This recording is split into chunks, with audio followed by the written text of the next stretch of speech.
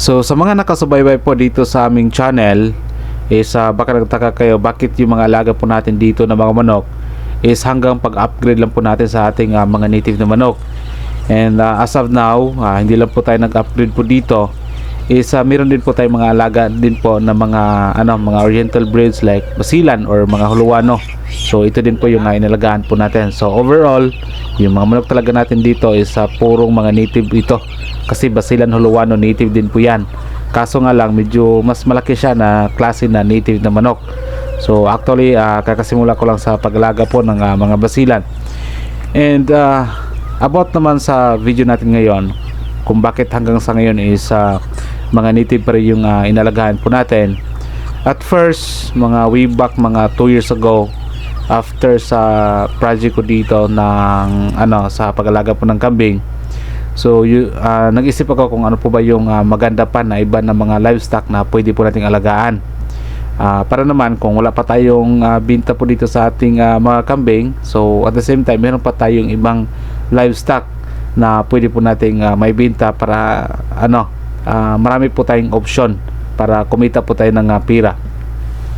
So ngayon, napag-isipan ko, yung una ko talaga na research, na scout, nanood sa ibang vlog is yun po talaga yung sa poultry farming.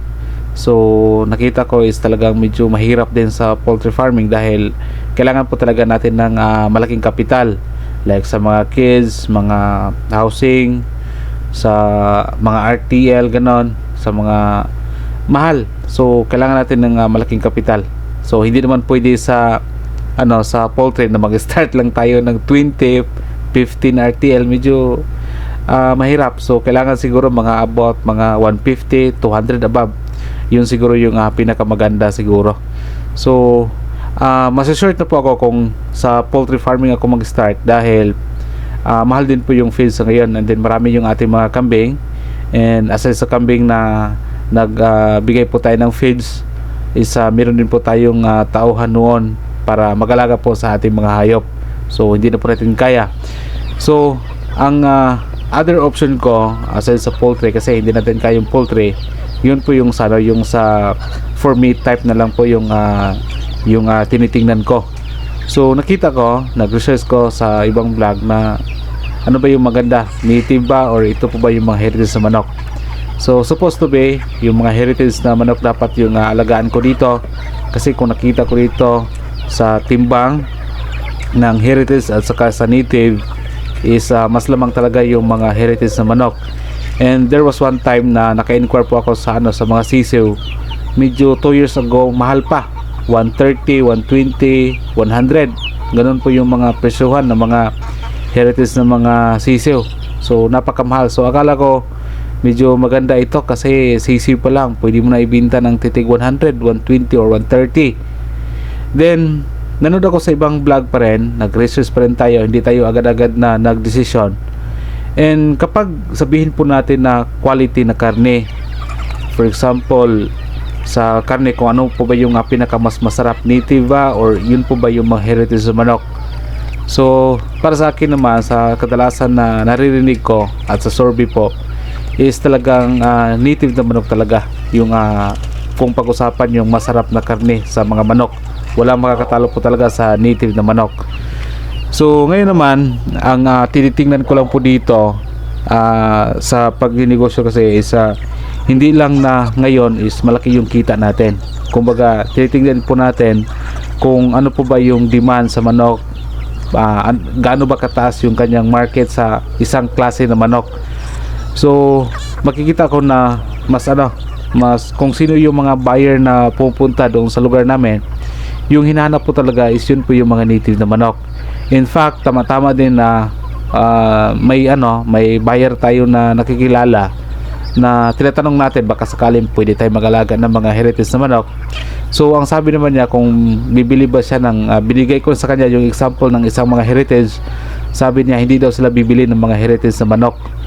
So kaya yung naisipan ko na lang na hindi na lang ako mag-alaga ng mga heritage na manok, baka pwede siguro yung mga heritage rooster is gamitin po natin na pang-upgrade na lang sa ating mga native na manok. So binibili nila like mga native lang, mga upgraded na mga native na manok, pareho lang po sila ng presyo. So noong una sa pag-start po natin ng native na manok, bali lugi po tayo dahil yung pure talaga na native na manok is matagal po nating maibenta. So umabot po siya ng 5 to 6 months bago po makuha yung 1 kilo na timbang. So medyo matagal yung harvest pala sa native na manok. So lugi tayo. So naisipan ko na kung pareho man lang ang presyo ng native at sa pag-upgrade ng ating mga native na manok, bakit hindi ko na lang kaya na gagamit na lang ako ng malaki na roaster kung saan yun po yung mga oriental breeds, yung basilan.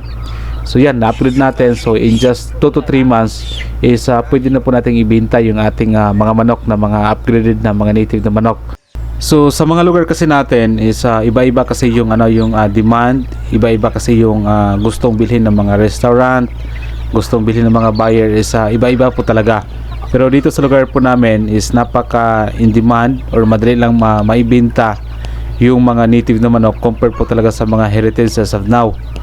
So kaya yung mga inalagaan po natin dito, ito na lang po yung mga upgraded na native na manok. Sa amin kasi dito is wala kasi mga special na mga treatment about sa presyo ng mga manok. For example, yung pinakasikat ngayon na native, na pinakamahal at pinakamabenta, yun po yung mga darag native chicken. Kasi yun daw yung pinakamasarap na karne of all the native chicken. Pero pareho lang naman sila sa mga native chicken, pero yun talaga yung pinakamasarap daw ayon po sa kanila. So ngayon kung i-ano natin siya dito sa lugar po namin dito sa Cebu is halos libre lang yung presyuhan. Mapadarag yung inyong mga native na manok, mapabasilan man or mga upgraded na mga native na manok, is halos pantay-pantay lang po yung mga presyo. So kaya yung inalagaan natin ngayon is ito na lang po yung mga upgraded na mga native na manok para pagdating po sa pagbenta po natin is wala po tayong problema. Kasi ito naman talaga yung pinaka-importante sa lahat, na dapat yung inalagaan po natin ng mga livestock is dapat meron po tayong stable na market. Ito po siya. So sa ngayon, as what I observe dito sa mga heritage na manok din po, medyo bumaba yung presyuhan ngayon. Baka siguro marami na siguro mga alaga or nag-alaga ng mga heritage na manok. Kasi nga, for example, ako nagbenta po ako ng mga heritage na manok. Ngayon, after 8 months, 10 months, yung binentahan ko po ng mga heritage na manok, yun po isa magiging kompetensya ko na siya. So marami na yung nag-alaga po ng mga heritage na manok. And lately lang, mga 3 or 2 months ago, bumili po talaga ako ng heritage na manok. Yung manok na binili ko is yun po yung mga Bird Plymouth Rock or yung BPR. So medyo sa experience ko naman sa pag-alaga po ng mga heritage na manok din, medyo hindi ko siya type na klase ng manok yung mga heritage na manok. Kumbaga hindi po siya bagay para sa akin. Bakit? Dahil yung manok na yon is madali siyang magkasakit, and then nakikita ko sa kanila kung pakainin po natin sila compared doon sa ating mga native na manok, yung mga heritage na manok yung binibili ko is talagang parang wala silang kabusugan. So compare naman sa timbang doon sa mga upgraded, talagang halos hindi lang sila magkalayo. So kaya yung ginagawa ko na lang is binibinta ko na lang yung aking nabili ng mga heritage na manok. Yung iba, kapag walang ulam po dito sa bahay, ayun, kinakatay ko na lang yung binibili ko ng mga heritage na manok. So at least na-try ko na magalaga ng heritage na manok, and nalaman ko na talagang mahirap yung ganun ng mga heritage na manok. Lalo na pag may mga heritage ka, talagang malaki talaga yung gastos mo dyan. Una-una, kailangan mo ng incubator. Magkano yung incubator sa ngayon? Mahal din. So para just in case kung mag-brand out, at least may backup ka na generator. Mahal din po yung generator. So kung mag-start ka pa lang, medyo mahirap yung pag-alaga po talaga ng mga heritage na manok compare po dito sa isang native na manok. Kung i-compare po natin kung ilan po yung nag-alaga po ng native na manok sa heritage na manok, pansinin nyo po kung doon sa mga probinsya, ilang bahay lang kaya yung walang mga alaga na native na manok. So halos lahat ng bahay sa probinsya, sa bukid, halos talaga yan, may mga alaga po talaga yan na mga native na manok. So ngayon, mas marami din po pala yung nag-alaga ng mga native na manok. Kasi isipin mo, halos lahat ng bahay natin sa probinsya, yung mga kakilala ninyo sa probinsya, halos may mga native na manok, di ba? So at least sa native na manok is kulang pa rin yung supply hanggang sa ngayon. Yung sa akin nga, ang bilis nang naubos yung sa akin. Mga 1/4 lang yung timbang, 2 months old. So ayan, pwede na tayong kumita dito sa native na manok.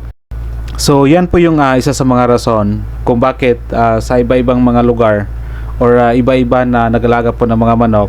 So may mga rason yan kung bakit yung inalaga nila yun po yung mga heritage na manok, dahil sa tingin nila kung yun po yung alagaan po nila is mas malaki yung kita ng heritage na manok compared talaga sa native na manok. And aside for that, sa tingin din po nila na yung heritage na manok nila is meron sila mga stable na market. So yan po yung isa sa mga reason kung bakit hanggang sa ngayon marami din po yung nag-alaga po ng mga heritage na manok. So in my side naman, doon din po sa lugar po namin is mas mataas yung market ng or demand ng isang native na manok or mga upgraded na manok. So that's why hanggang sa ngayon, so ito na lang muna yung inalagaan natin yung mga upgraded na mga native na manok.